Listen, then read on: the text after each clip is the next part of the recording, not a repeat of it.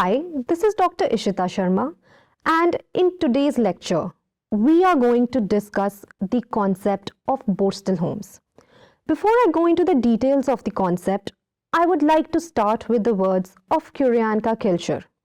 I think it's important for us as a society to remember that the youth within the juvenile justice systems are most of the time youths who simply haven't had the right mentors and supporters around them because of circumstances beyond their control. According to the Cambridge Dictionary, the word rehabilitation connotes an effort to revert to an environment or situation that reintegrates an individual to the society through effective interventions aiming at holistic well-being. According to the National Health Mission, the current adolescent population of India stands at 253 million. This is the proportion of population with a high degree of elasticity, who, with proper guidance and mentorship, can help the nation in channelizing its demographic dividend. On the contrary, the same source of population can be a source of chagrin if they fall prey to deviant social behavior. As per the Crime in India report 2018, published by NCRB, the following graph is a depiction of top 10 states with maximum juvenile delinquents, a clear indicator of the gravity of the situation. Now, as I move further, Maharashtra, as can be inferred from the graph, comes across as a state with the maximum number of deviant adolescents, comprising 19% of the national average, with Madhya Pradesh not far behind, pegging at 16.6%. The 10 states depicted in the graph constitute 81.7% of the nation's share of crimes by individuals under the age of 18 years. And as far as the nature of crimes is concerned, the following graph will make the picture even more clearer. The graph clearly portrays that the deviance was highly within the ambit of crimes falling under the Indian Penal Code, standing at 92%. And within this 92% category, the highest percentage was occupied by crimes directed against the human body at 37.6%. This sordid state of affairs brings to forth the issues of prevention as well as nature of interventions that bring about optimization as well as reintegration of such children within the society in the form of a better reformed individual who acts as a positive contribution to the national cause. Now, this is where rehabilitation comes into the picture. Being young, impressionable minds prone to cushioning by a variety of extraneous factors, interventions in the form of proper education, imparting vocational skills to make positive contributions to the society becomes extremely essential. Now, this is where the concept of Borstal Homes as agents of change comes to the fore. Even the apex court in the case of exploitation of children in orphanages in the state of Tamil Nadu versus Union of India stressed upon the importance of segregation of young delinquents from conventional prisons abound with adult offenders. Now, my current lecture will go into the concept of Borstal Homes, its historical perspective, and its position as far as India is concerned. Now, if I go to the genesis of the concept of Borstal Homes, it can be traced back to the year 1894. A departmental committee on prisons was constituted under the chairmanship of Sir Herbert Gladstone MP, son of the longest serving Prime Minister of Great Britain, William Gladstone. The prime concern of the committee was the segregation of young offenders from adults. To facilitate the same, the committee mooted the idea of a state reformatory school and prison, specially meant for offenders within the age group of 16 to 21 years. The proposal materialized through a pilot project at Bedford Prison to provide a reformatory process that was different from conventional method of detention in prison. The first inmates of the project were taken from various prisons of London, with sentences ranging from 1 month to 2 years.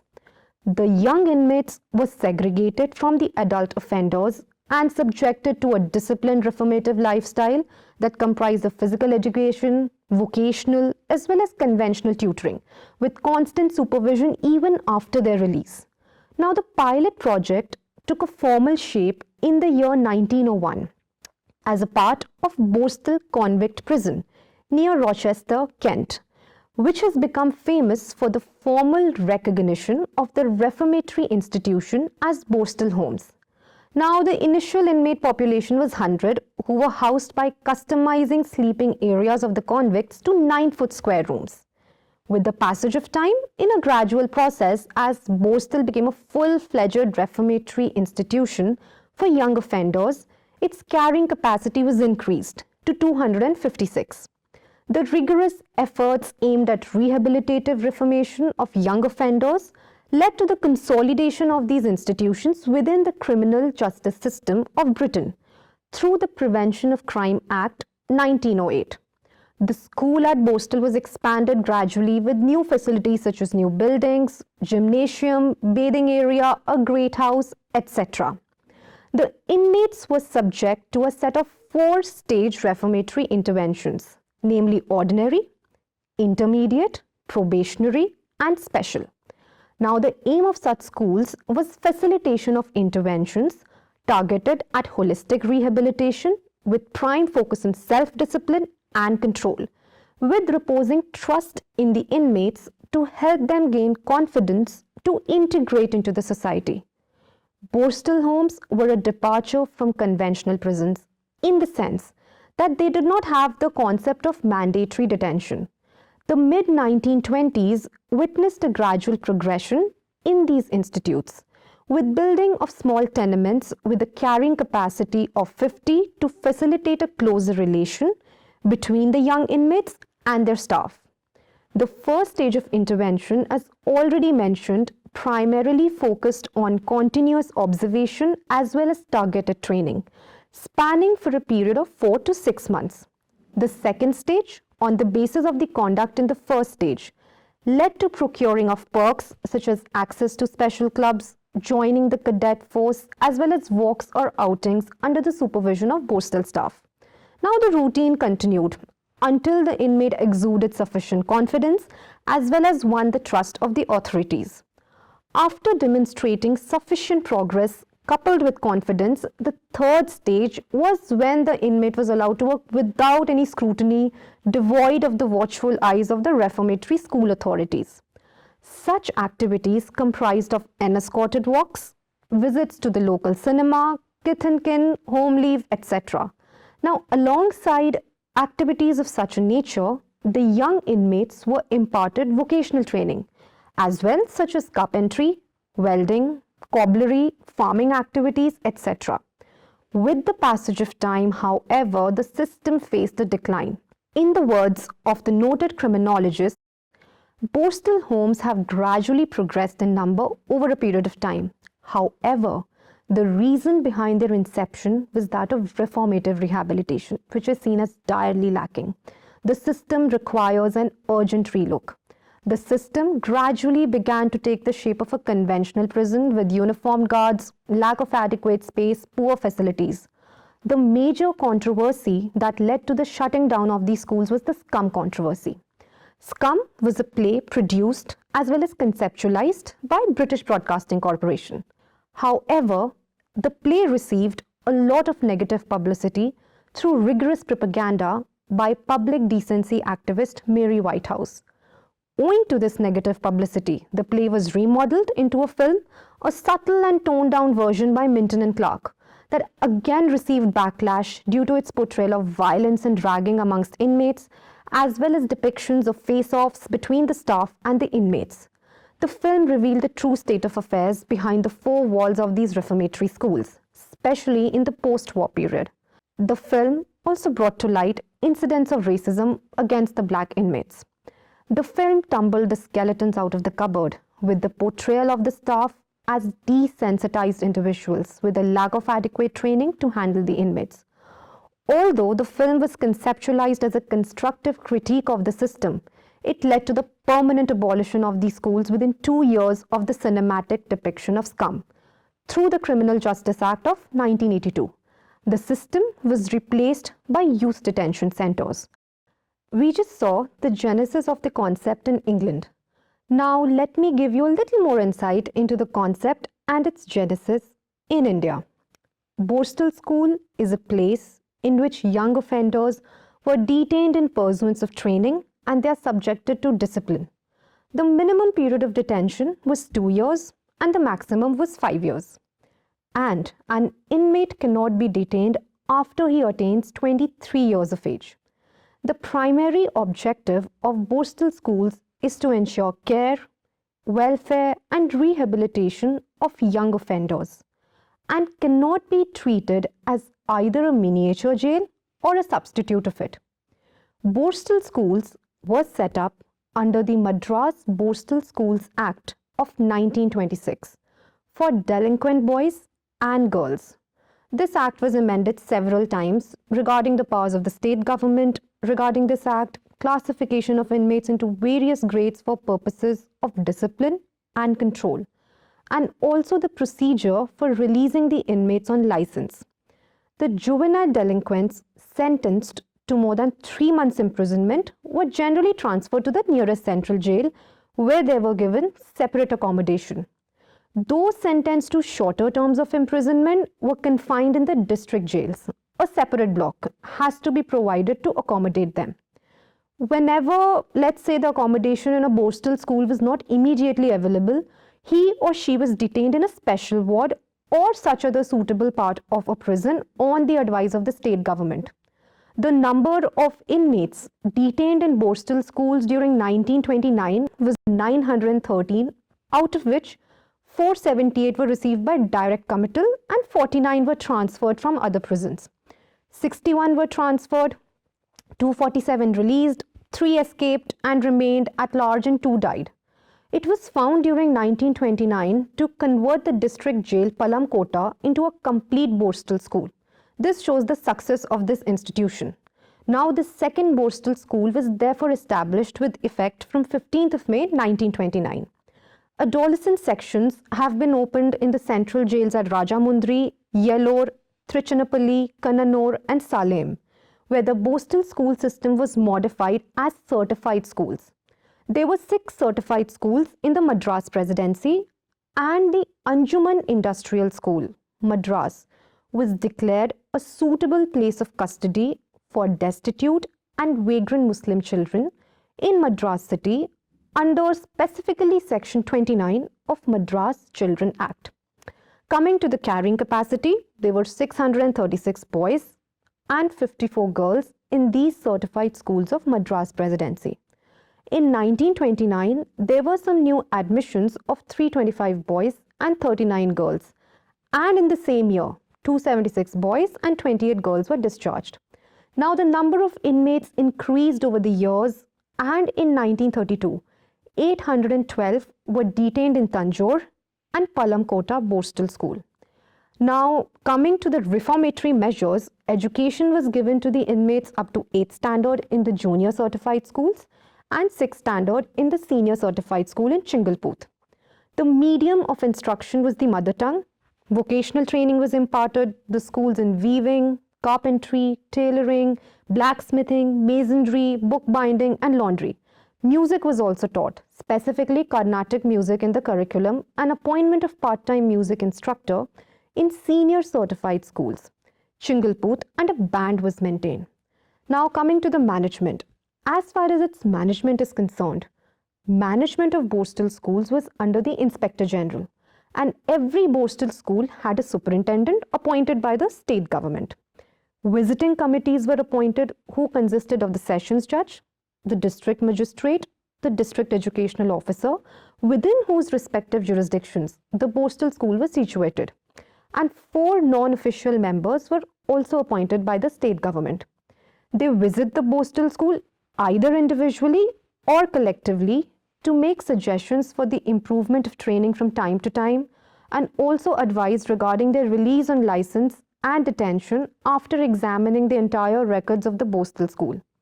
The visiting committees, they classify the inmates, and that is all according to their industry and good conduct. The Inspector General of Police, on the recommendation of the visiting committee, if he was satisfied that the offender would give up the crime and lead a useful and industrious life, discharge him from the Borstal school, grant him a written license under the surveillance of the government, secular institution, religious society, or any responsible person in the society was to take over his responsibility. Now, when the authorities were not satisfied with the conduct or progress of any offender detained, he shall remain under the supervision for a further period, even after the term of end of detention not exceeding 1 year, under the supervision of such authority, and discharge on license under supervision. The conditions for release of convicts on recommendations of the advisory board were placed before the government for either their consideration or rejection. This work of the advisory board was very instrumental as a means for improving the conduct of the prisoners and discipline generally. The officials in the advisory board of the Madras Presidency, now they comprise of an Inspector General of Prisons as chairman, the Sessions Judge of the division in which the prison is situated, the District Magistrate of the district in which the prison is situated, and a non-official member appointed by the government, plus the Superintendent of the concerned jail as the Secretary of the board. Now, if I have to name Lieutenant Colonel J.P. Cameron, the Inspector General of Prisons was responsible for the birth of the Discharged Prisoners Aid Society at Madras in the year 1921.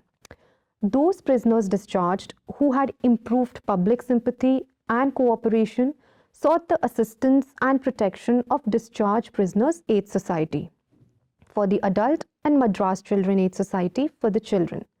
The Borstal inmates aftercare was instructed to a probation officer under the Madras Probation Offenders Act of 1936, designated Chief Probation Superintendent, who was under the control of the Inspector General of Prisons, and district probation officers for each district was appointed to administer, to enforce the provisions of the Madras Children Act of 1920, the Madras Borstal Schools Act of 1925, then the Madras Suppression of Immoral Traffic Act of 1930, and certain provisions of the Code of Criminal Procedure. Many ex-Borstal boys, they were provided with employment and they got substantial help in many other ways.